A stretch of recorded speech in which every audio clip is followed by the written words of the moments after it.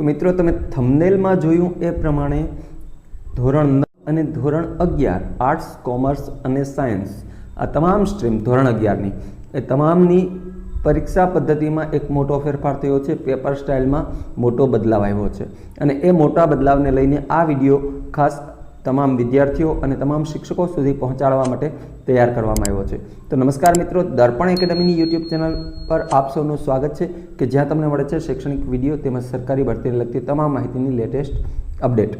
તો આજના વિડીયોમાં આપણે વાત કરવાના છીએ ધોરણ 9 અને 11ની પરીક્ષા સ્ટાઇલ, પેપર સ્ટાઇલ પ્રથમ પરીક્ષાથી જ બદલવામાં આવી છે અને એના વિશે સંપૂર્ણ માહિતી આ વિડીયોની અંદર હું આપને આપવાનો છું.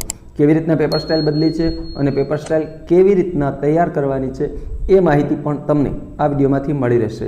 તો સૌથી પહેલાં આપે અમારી ચેનલને સબસ્ક્રાઈબ ન કરી હોય તો ફટાફટ ચેનલને સબસ્ક્રાઈબ કરી દો અને બાજુમાં રહેલું બેલ આઇકન દબાવી દો.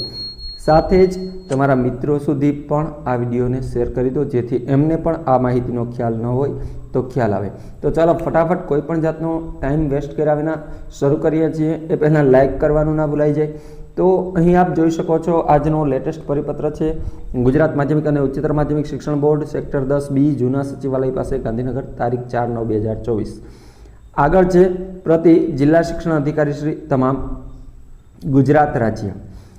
વિષય છે રાષ્ટ્રીય શિક્ષણ નીતિ NEP 2020 અન્વયે શૈક્ષણિક વર્ષ 2024-25થી ધોરણ 9 અને ધોરણ 11ની પરીક્ષા પદ્ધતિમાં ફેરફાર કરવા બાબત. સંદર્ભ અહીં આપેલા છે. સંદર્ભ પત્રો છે, અત્રેની કચેરીનો એક સંદર્ભ પત્ર છે અને બંને સરકારશ્રી દ્વારા જે સંદર્ભો ટાંકવામાં આવ્યા છે એ છે. અહીં આપ માહિતી જોઈએ. ઉપરોક્ત વિષય અને સંદર્ભ અન્વયે જણાવવાનું કે રાષ્ટ્રીય શિક્ષણ નીતિ NEP 2020 અન્વયે શૈક્ષણિક વર્ષ 2023-24માં ગુજરાતી માધ્યમિક અને ઉચ્ચતર માધ્યમિક શિક્ષણ બોર્ડ ધોરણ 10 અને 12ની પરીક્ષા પદ્ધતિમાં રાજ્ય સરકારશ્રીની મંજૂરી મેળવવાની ફેરફાર કરવામાં આવેલ છે. જે અંગેની વિગતો અત્રેની કચેરીના સંદર્ભ દર્શિત પત્રથી જાણ તથા અમલ માટે મોકલી આપવામાં આવેલ છે.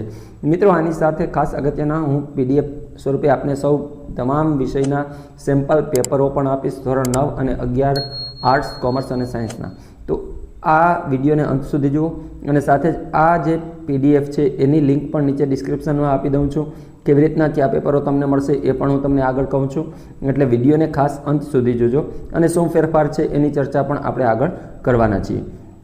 અહીં આપ જોઈ શકો છો રાષ્ટ્રીય શિક્ષણ નીતિ NEP 2020 અન્વયે ધોરણ 9થી 12ની પરીક્ષા પદ્ધતિમાં એક સૂત્રતા જળવાય તે હેતુથી શૈક્ષણિક વર્ષ 24-25થી ધોરણ 9 અને ધોરણ 11ની હાલની પરીક્ષા પદ્ધતિમાં નીચે દર્શાવ્યા મુજબ ફેરફાર કરી અને સરળીકરણ કરવા અંગે થયેલ દરખાસ્ત ઉપર સરકારશ્રી દ્વારા મંજૂરી આપવામાં આવેલ છે. હવે શું ફેરફાર થયો છે એને આપણે પહેલાં જોઈ લઈએ અને ત્યાર પછી હું આપની સાથે PDF શેર કરું છું તમામ વિષયના તમામ પેપરોની.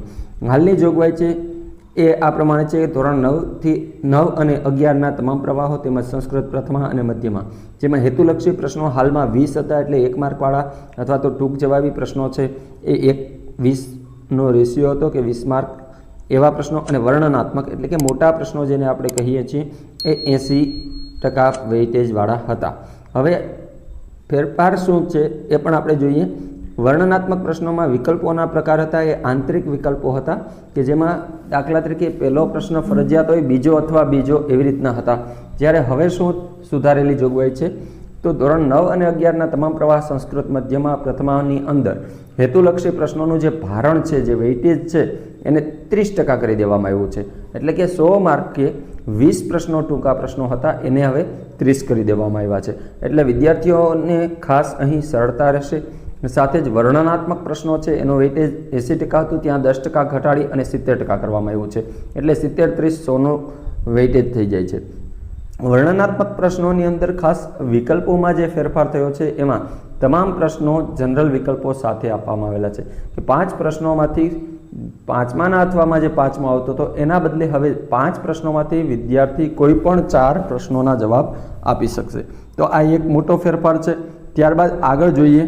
ઉપરોક્ત વિગત ગુજરાત માધ્યમિક અને ઉચ્ચતર માધ્યમિક શિક્ષણ બોર્ડ ધોરણ 9 અને ધોરણ 11ના તમામ પ્રવાહ તેમજ સંસ્કૃત પ્રથમા અને મધ્યમાની સુધારેલ પરીક્ષા પદ્ધતિ શૈક્ષણિક વર્ષ 24-25થી અમલમાં આવશે. તે માટે રાષ્ટ્રીય શિક્ષણ નીતિ NEP 2020 અન્વયે કમ્પેટન્સી બેઝડ એસેસમેન્ટ એટલે કે ક્ષમતા આધારિત મૂલ્યાંકન મુજબ તજજ્ઞશ્રીઓ દ્વારા તૈયાર કરવામાં આવેલ નીચેના વિષયોના પ્રશ્ન પત્ર પરિરૂપ ગુણભાર અને નમૂનાના પ્રશ્નપત્રો આ સાથે મોકલી આપવામાં આવેલ છે, જે આપના તાબાની તમામ માધ્યમિક અને ઉચ્ચતર માધ્યમિક શાળાઓને જાણ તથા અમલસારું મોકલી આપશો. અહીં તમામ વિષયોનું લિસ્ટ આપેલું છે, ધોરણ 9નું અને ધોરણ 11નું, કે જે તમામ વિષયોમાં ફેરફાર થયો છે. એટલે મૂળ વાત કરીએ તો તમામ વિષયોમાં ફેરફાર થઈ ગયો છે. અને એ તમામ PDF જો આપને જોતી હોય તો આ વિડીયોની નીચે એક ડિસ્ક્રિપ્શનની અંદર એક ટેલિગ્રામની લિંક આપેલી છે, જે દર્પણ એકેડમીની ટેલિગ્રામ લિંક છે. અને ત્યાં તમામ વિષયના PDF નમૂના પ્રશ્નપત્રો અમે મૂકેલા છે. ખૂબ ઝડપથી અમે આપના માટે વિડીયો સ્વરૂપે સોલ્યુશન સાથેના પ્રશ્નપત્રો, નવી પેટર્ન મુજબના સોલ્યુશન સાથેના પ્રશ્નપત્રો લાવી રહ્યા છીએ તમામ વિષયના. ખાસ કરીને સૌથી પહેલાં અમે ધોરણ 9ના લાવીશું અને તમામ વિષયના સોલ્યુશન સાથેના પ્રશ્નપત્રોનો એક આદર્શ નમૂનો અમારી ચેનલ પર આપને મળી રહેશે.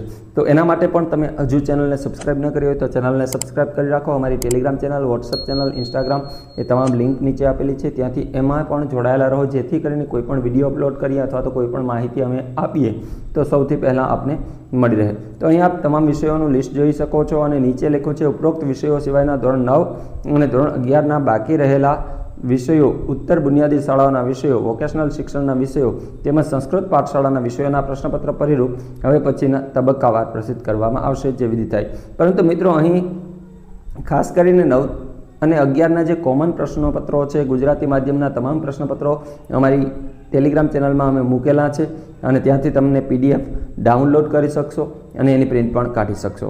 નીચે સહી છે નિયામકશ્રીની અને નકલ રવાના કરવામાં આવી છે આ તમામ શાળાઓ સુધી પહોંચાડવા. તો મિત્રો આ જ ખાસ અગત્યના સમાચાર હતા આજના, કે જે મેં આપના સુધી પહોંચાડવા પ્રયત્ન કર્યો છે.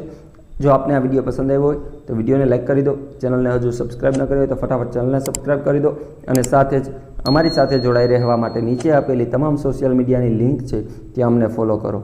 અસ્તુ, ધન્યવાદ.